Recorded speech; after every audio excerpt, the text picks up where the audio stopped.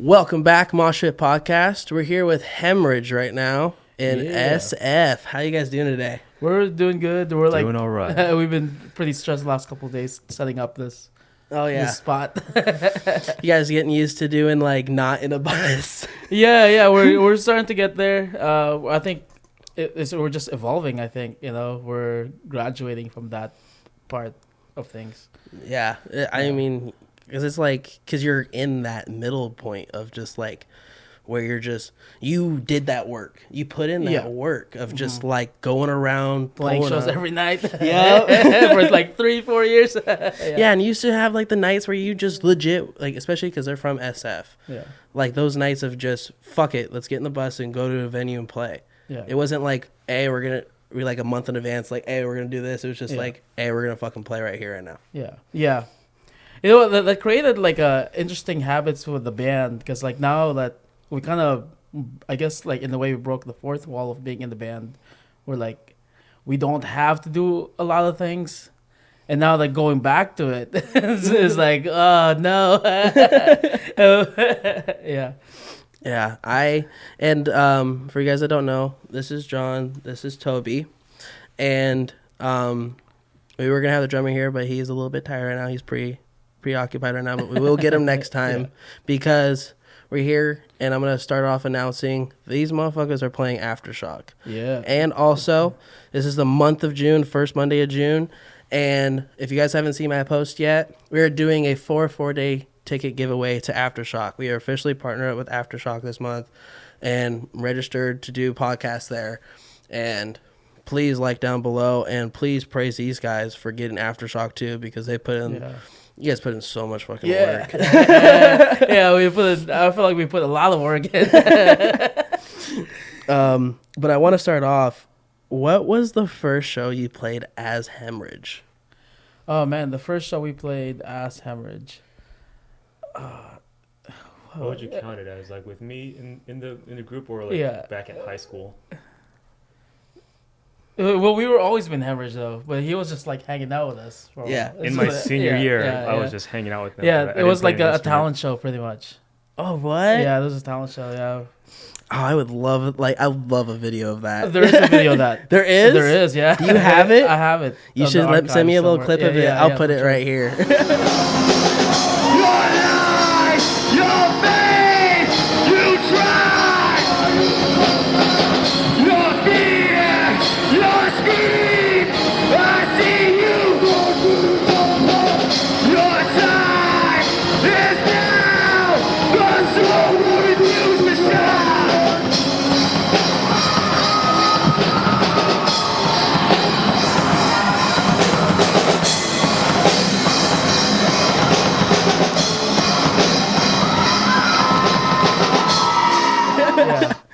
Yeah, we were super stoked. We sucked.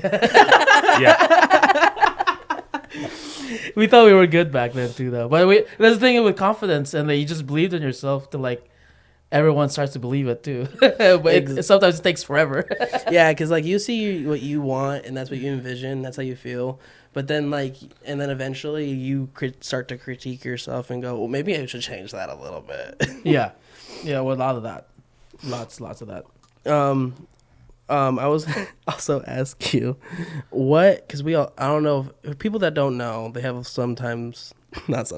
lot of times running in with the cops. Yeah. What was the craziest time you've ever had to run in with the cops, like playing a show? I think it was Concord Pavilion, or it's called now Honda Pavilion. It was the first craziest one for sure. It was like this like big lesbian cop tried to shut us down. Some guy some cop with like a motorcycle. They were mad. They were really mad, and we just kept going. And it was crazy. Like it was the pit was happening. Like everybody was with us, so they couldn't really stop us. Yeah. So like they kind of just like gave up a little bit, and then like at the end of it, they just we finally stopped, finished our set, and they're like, I like you guys, but you can't be doing that shit here. Yeah, you gotta get the fuck out. Yeah. Yeah. That's why I love these guys. When I first saw them, like, I think it was a year or two ago, and walking out of a venue and just hearing somebody play music. And you're in SF and you hear music playing all the time, but then it was like different. It was hardcore, and I was like, wait a minute, what? And I walked over and just see a bus and these motherfuckers playing. I was like, what the fuck? Yeah, it's trippy for sure. And we decked it out like to the point that you kind of appreciate that the work we put in there. Yeah. Like we put in the lights and we put like sound panels. Like we actually like thought about it's a well thought out plan. That was a very well thought out plan, because like that's a hard thing nowadays in the music industry, is to do something new, do something original, and that's what you guys did. Thanks, man. It was very original of how you just pulled up in a bus and just said, and also the fact that you can eat. It's like the easiest pack up you ever have. no load-ins, no load-ins. We don't have to wait like 6-8 hours to play. It's just like we like roll up. Let's meet up at 10 p.m. and let's just show up over there. It's like it was really like like I'm saying, like it broke a lot of like barriers. When it comes to like being in a band, at the same time, it was kind of double-edged sword that we got so used to that. Yeah. And now going back to like going like playing Aftershock, we have to be there at 7 a.m. or something. Oh yeah. But it's a big deal, so like we're gonna do it. But at the same time, it's like we were like, man, remember when we played the Aftershock last year? We just fucking decided to go there 2 hours before we got there. I remember being inside. I remember seeing the post, and I was like, I told my friends, they never heard of you, and I was like, we're going to Chevron after this. They're like, why? It's like a scavenger hunt too. It's like an interactive experience for everybody participating, including the cops. Because I remember seeing because it was like two different Chevrons. I don't know if the other one was Chevron. They may have been an Arco. But I think it was Arco. Arco. It was originally Arco because we played there last year. And it was funny too, because like we were there. I remember seeing everybody gathered up at that first gas station. Yeah. Everybody was gathered up. And then right when you guys posted, it was like a herd of people. Oh, holy shit. It was like that? Yeah. Wow. That would have been amazing to see. Like, I mean, it's always amazing to see like pulling up to Chevron with all the hurdles that we had to go through. And then like we saw people waiting on the curb or like whatever when we were pulling up, people are walking towards us, and no one knows what the fuck was going on unless you know. Yeah. And then the people that work at the gas station got scared and closed the doors and locked this shit. Yeah, I remember that. Yeah, that was a crazy one. Yeah. And it was funny too because it was right next door to a Denny's, and everybody was like, "Fucking Denny's Grand Slam." Yeah, we were aiming for Denny's, but like the way the street worked, we couldn't turn left or something like that. Yeah. So we had to go around somewhere and like make an illegal U where we almost flipped the bus over. And then like we finally got there. The traffic was all crazy. Everyone's messaging us, and fuck it, we'll just pull here and pretend that we're getting gas. And we're running out of gas too, by the way. So we couldn't buy gas after we played because they shut down all the gas. Damn. Yeah, I was asked this to every single band. What was the craziest mosh pit you have seen or been in? I haven't been to a mosh pit in a long time, but the crazy mosh pit I've personally been to was Mayhem Fest Hatebreed. That's the only time I took my shirt off at the mosh pit. Ooh. That was the only time ever. And I was wearing an Avenged Sevenfold shirt. It's a white shirt. Rest in peace to that shirt. That's one of my favorite shirts of all time. Yeah. But like after that Hatebreed set, there's a blood stain on the back of my shirt. So, and the crazy part is like I took my shirt off before I got into the pit. So, at some point, I don't know how they got there, but he got there. Yeah. Do you have any? Shoot. I guess my first time that I've been in a mosh pit was also the craziest. It'd be like the Black Dahlia murder at the Regency. That was a good one. Ooh. That lineup will never happen ever again. It was Austrian Death Machine, Black Dahlia Murder, and Five Finger Death Punch. Holy shit. At Regency Ballroom. It was a 1,300 capacity venue. It was sweaty. Yeah. It was like back then Five Finger Death Punch was still cool. That was their second album.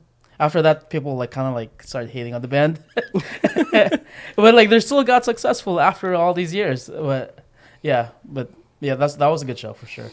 Yeah, I mean, I've even had like a white shirt. Like I always like hate getting. I had my first time getting a white shirt at a festival. Yeah. And then like wearing it around. And I remember the end of the day, I was like, "Oh, It's this brown." shit. Yeah. Yeah. I think I was still living with my parents at the time, so I think she just straight up threw it away after. Yeah.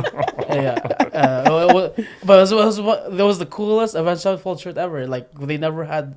Avenged Sevenfold doesn't really get cool merch like that, in my personal opinion. But that was a really good one. Going back, what was like the funniest memory you have from like your first practices as like together?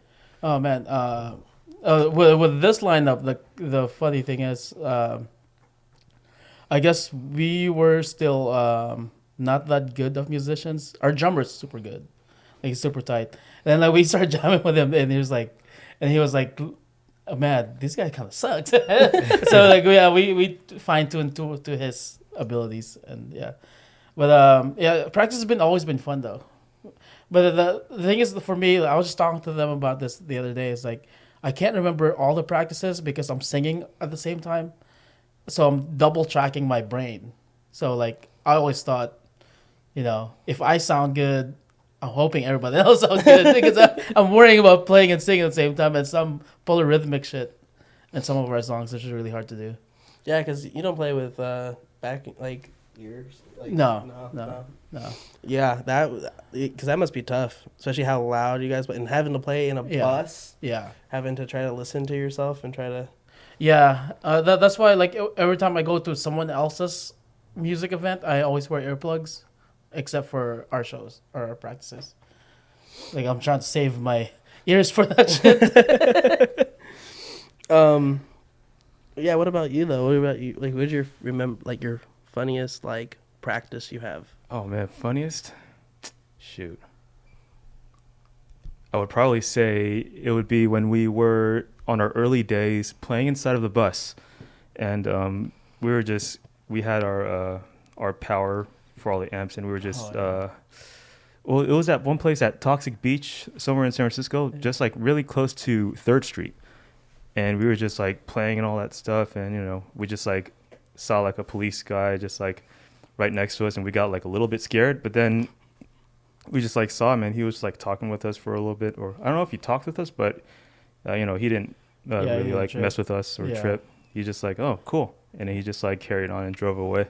That's another gave us the confidence boost on like, all right, I think our music is good because like they're not telling us they're not shutting us down. Yeah. Or like they're not giving us too hard of a trouble. Because I think if we suck, we would get way more trouble. Ticketed. Like, get the fuck out of here. Yeah. When you were young, if you could know 10-year-old you and like 10-year-old yourself, like saw yourself now, what do you think they would say? I was like, no fucking way. I would say that. Probably the same thing. Yeah, also not surprised. I'd be very surprised. Yeah. Yeah. And because I was thinking about that, I was like, that's why I like starting. This is my first time asking this question. I was like, imagine like asking these artists that are getting bigger or getting into the scene, and it's just like, what would like 10-year-olds themselves like say? Yeah, I'll be so stoked. Yeah. If I time travel now to like when I started playing music, and I'll tell them, yo, you remember that drawing you did when you were in high school? That's actually gonna happen. That's very wild. Except you're not playing a DNML. Yeah. I still have my journal with my like original logo on it still too. I'm like, because it's just like, it was shit. It was the shittiest fucking logo ever. It'd be like that, dude. Yeah. The MySpace days were pretty cringe. What are your hobbies other than music? I'd love to ask that. Oh man, we run this business called Savage People. It's a screen printing shop. It feels like it's a hobby now that the music is kind of taking off now. Man, I'll tell you what, dude. Like we've been personally, I've just been on the grind. I haven't done any hobby stuff.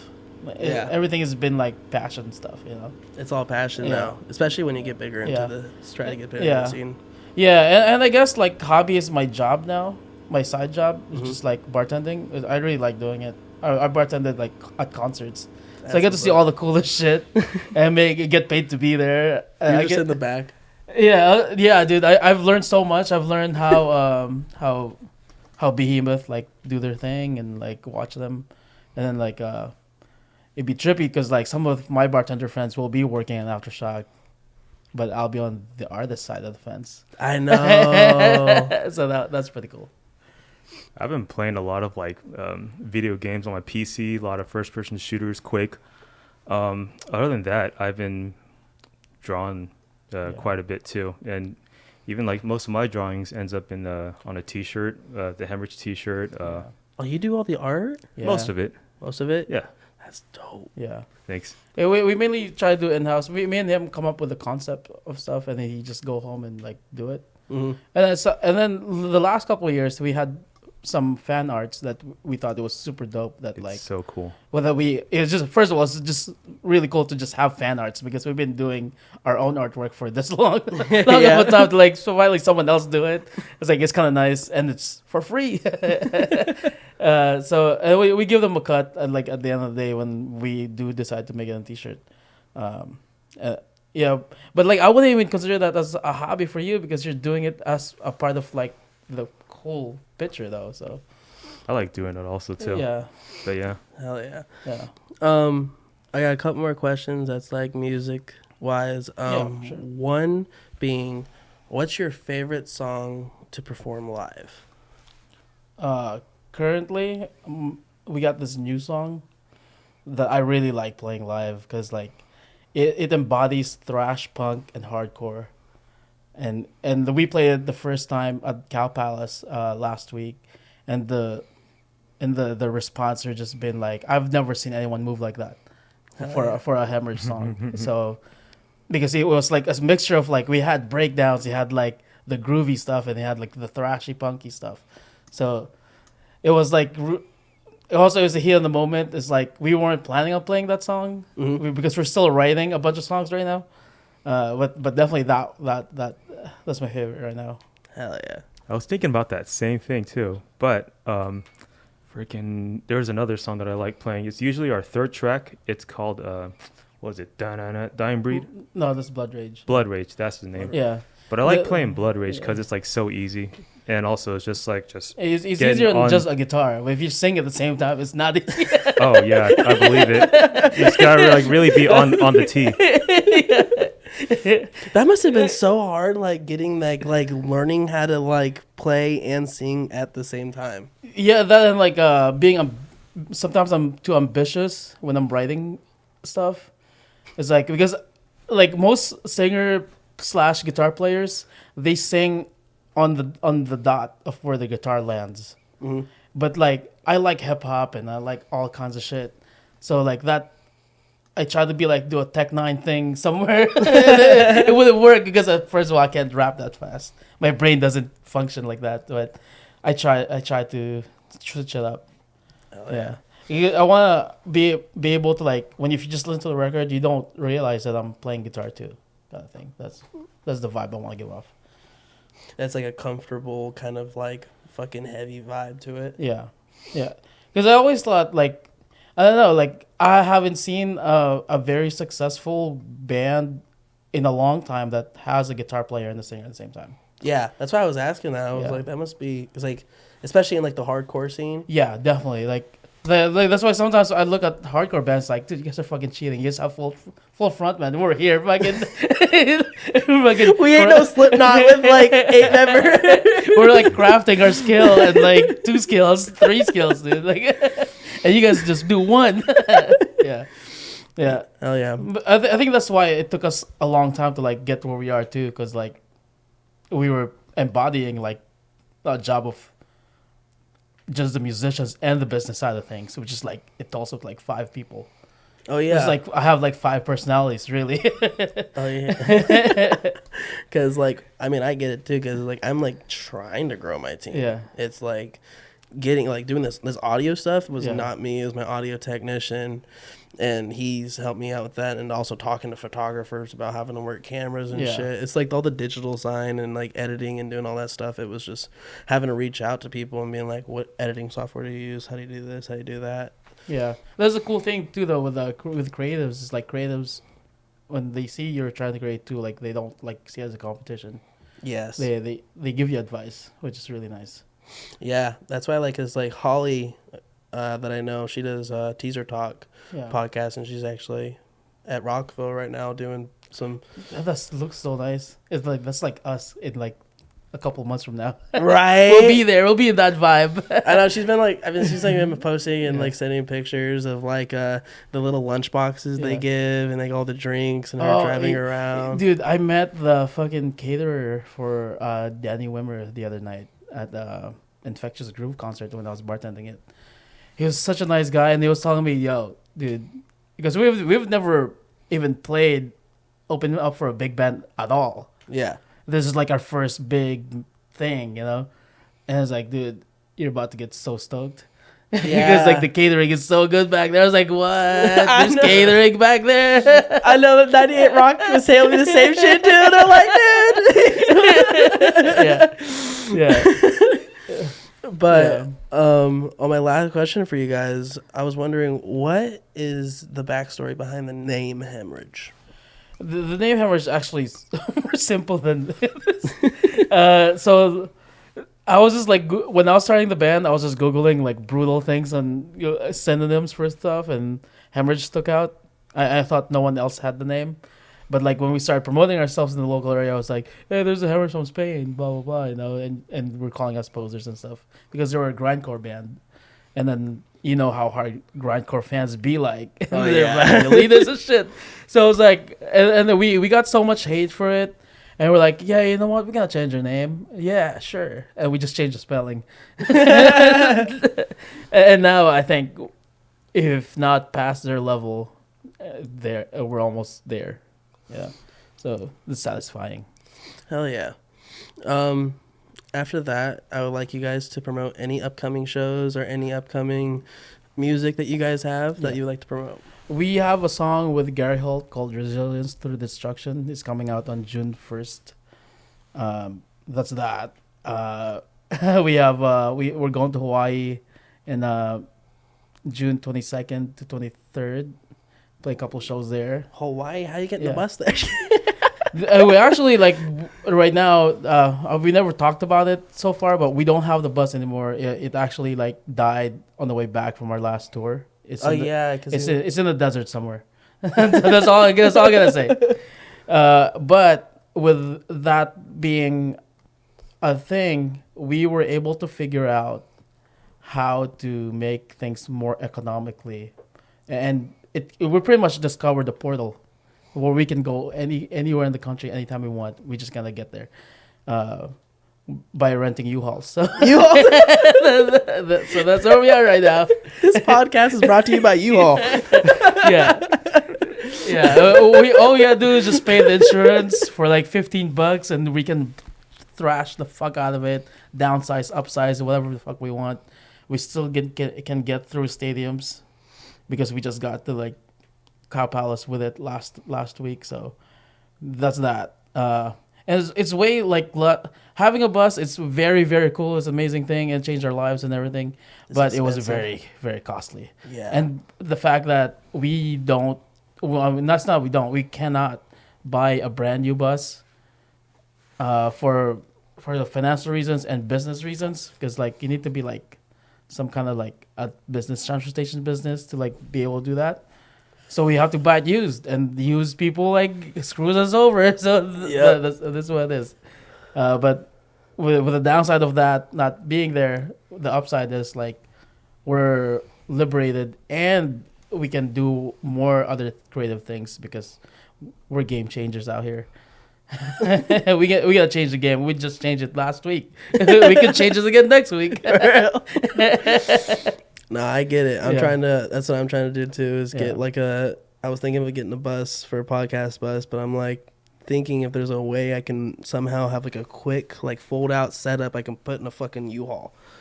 That way I can pull up to a venue and then have the band come into the bus. Because sometimes I want people to go into the green room and chill and not come in and be like, I gotta be quiet. Yeah. The only downside with U-Hauls though, like there's U-Haul stickers all over it. Yeah. But the good side of that is like when you're pulling up to a venue, people think you're loading in. Yeah. So no one said shit to us when we were down there. Imagine you guys pull up to Aftershock in a U-Haul. Yeah. I mean, look, Yeah. Yeah. that's gonna be fucking awesome. Yeah, and they would not know what it was. Yeah. And this is the coolest thing ever, you know. We don't know what's gonna happen by then, but we're pretty sure we can figure something out. Yeah, we got a little bit of time, but all their stuff is gonna be down the link below. Check them out. Like, follow, subscribe to them. Do all the special stuff. Go get some merch from them, and it's freaking dope ass merch. And it's not expensive. It's freaking great. I mean, I'm repping Yeah. a Hemorage freaking windbreaker right And now. it costs you an arm and a leg to do it. Yeah. Yeah, we're like the people's band, I think. Yeah. for those reasons. Yeah, I remember when I was like, I wanted a windbreaker, and I looked around at like all the different brand windbreakers, and then you guys posted the Hemorage windbreaker that was embroidered. I was Yeah. like, let me get that one. Yeah. Sold. Hell I mean, yeah. come on, embroider. Yeah. Yeah. But check them out, all their stuff, and go see them live, because I'll tell you, it'll change your life. Oh yeah. Thank you. And everybody we see at our shows changes our lives too slightly. Awesome. It fine tunes who we are as a band. So that's super cool. And also, go to my Instagram, put in for your 4-day passes for Aftershock. Go follow Aftershock, DW Presents. You'll see these guys there on Friday, opening up. And fuck yeah, we'll catch you next time, Mosh Yeah. Pit. Later. Or maybe Saturday too. Maybe Oh, Saturday. Chevron. No. They're like, motherfuckers, we let you play.